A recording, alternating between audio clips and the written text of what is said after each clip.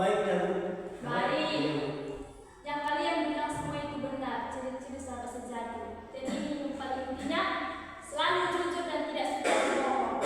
Kalau namanya sahabat sejati, pasti apapun cerita kita, pasti langsung kita kasih tahu sama teman kita, kan sahabat kita kan.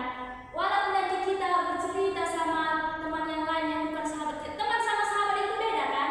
Iya, Bu. Walaupun nanti kita contohnya bercerita sama teman kita bercerita sama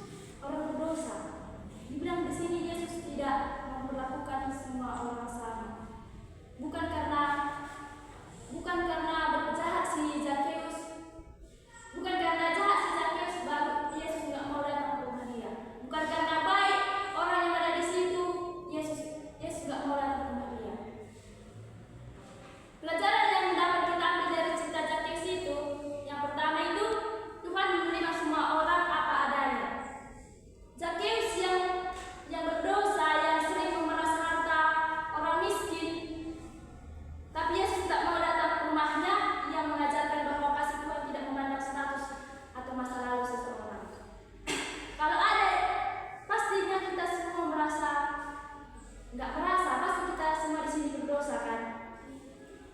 Seperti si Zakheus berdosa. Si Zakheus enggak sampai kepikiran Yesus akan datang ke rumahku. Kan pasti dia nggak tahu kan kalau Yesus akan datang ke rumah dia. Karena kalau dilihat kondisinya, dilihat pribadinya, nggak mungkin lah Yesus datang ke rumahku. Aku orang pendosa. Tapi apa? Yesus tidak melihat orang. Tuhan menerima semua orang apa adanya. Dia tidak melihat ada apanya, tapi apa adanya. Walaupun kita di sini anak-anak berdosa, walaupun kita sering mencuri uang mama kita, walaupun sering kita jahili uang teman kita, kita jahili teman kita, kita ambil uang teman kita, atau pas kita belajar kita sendiri dari belakang, kita lawan orang tua kita. Jangan berpikiran kalau Tuhan itu nggak akan datang sama kalian. Si Zakheus lah, kalau kita tahu ceritanya dia berdosa, diperas semua orang miskin, tapi dia tetap mau. Tapi Tuhan tetap mau datang kepada Zakheus. Yang kedua, keinginan untuk mengenal Yesus membawa perubahan.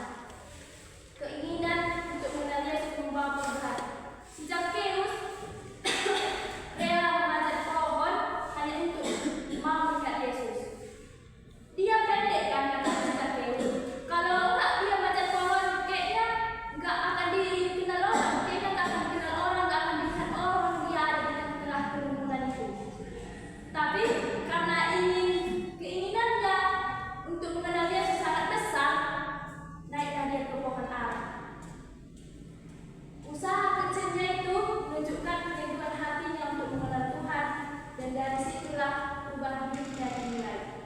Kalau enggak, kayaknya dia naik ke pohon ara, pasti enggak akan bertobat dia, pasti enggak akan berdamai sama Tuhan. Kasih setengah dari harta Tuhan sama orang miskin, balikkan 4 kali lipat uang yang sudah keras, pasti enggak kayak gitu si Zakheus kalau enggak naik ke pohon ara. Yang ketiga, pertobatan sejati ditunjukkan lewat tindakan. Setelah bertemu Yesus, Zakheus mengembalikan harta hasil ketidakjujuran dan memberi kepada orang miskin. Ia tidak hanya menyesal dalam hati, tapi menunjukkan perubahan lewat perbuatan nyata. Dia langsung melakukannya. Dia mau berubah langsung di situ kan, dan dia langsung menunjukkannya. Akan kukembalikan uang ini sama orang yang kuperas. Dia bukan hanya sekedar di mulutnya dia mau bertobat, tapi langsung di kehidupan nyatanya, langsung ditunjukkan di situ. Kan maunya anak-anak di sini, apalagi yang masih SD kan kayak kalian lah. Nanti kalian curi uang mama kalian kan, baru pas udah masuk uangnya udah menjajan kan, kayak gini. Pas nanti malam lagi kan, udahlah besar-besar. Kayak mana ya kalau tahu mama nanti mencuri uang itu, besok aku selalu mencuri lagi, nanti dimarahi aku. Tapi karena belum pertobatan sejati, besok paginya ada di situ uang mama, langsung diambil lagi.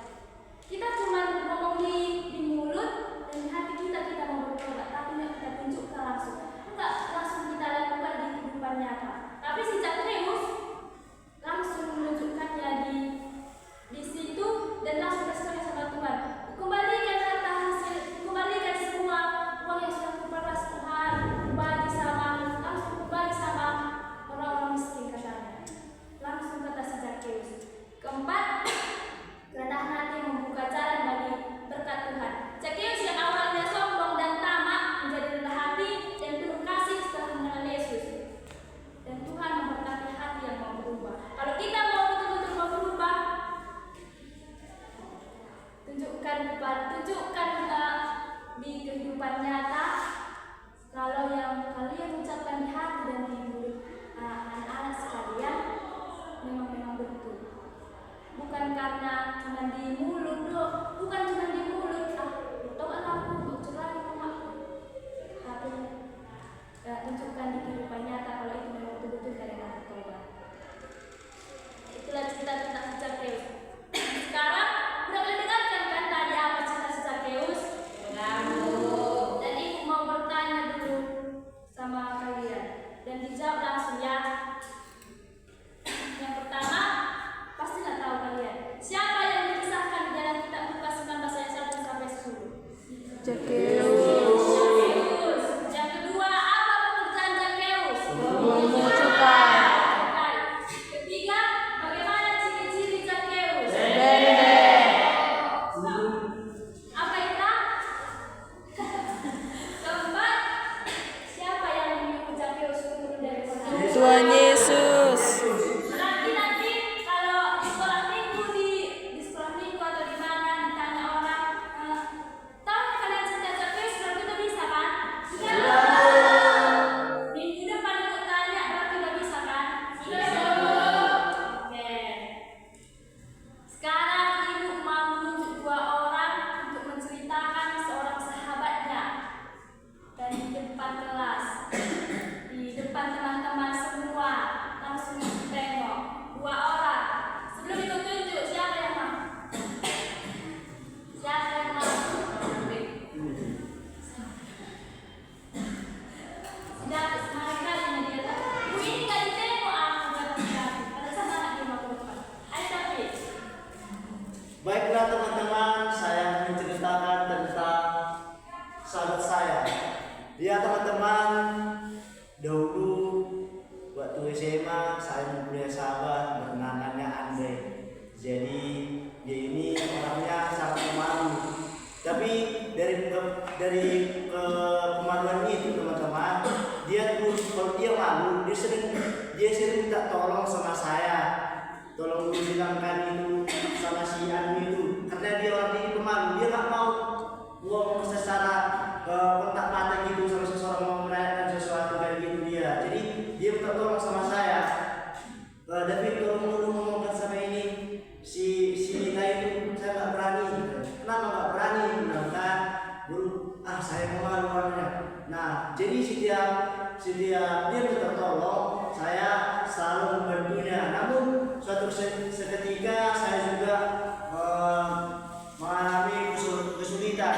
Waktu itu saya tidak mempunyai pulpen, tetapi si Andre ini punya pulpen. Andre, pinjamlah pulpenmu, saya butuh pulpen. Karena selama ini dia dekat sama aku, masa kalau dia membantu aku, dia bukan hanya memberikan pulpen, dia juga memberikan tipe. Itulah ceritanya. Terima kasih. Berarti sudah siap sama sahabatnya sama saya dalam bukan. Bagus dapat. Siapa satu lagi? Cewek tak? Jelita mau? Jadi aku tanya dia. Ayo tak ayo lah. Jangan malu-malu. Saya ingin bercerita tentang sahabat saya yang masih berteman dengan saya dari SMP sampai sekarang. Saya memiliki sahabat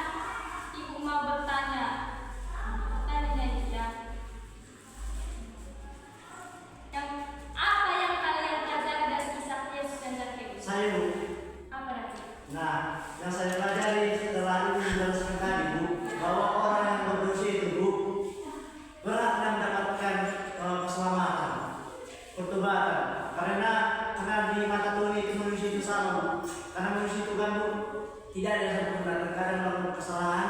Jadi manusia yang melakukan kesalahan itu beratnya juga mendapatkan kekuatan perubahan menjadi bersih yang terbaik gitu ya. Gitu ya.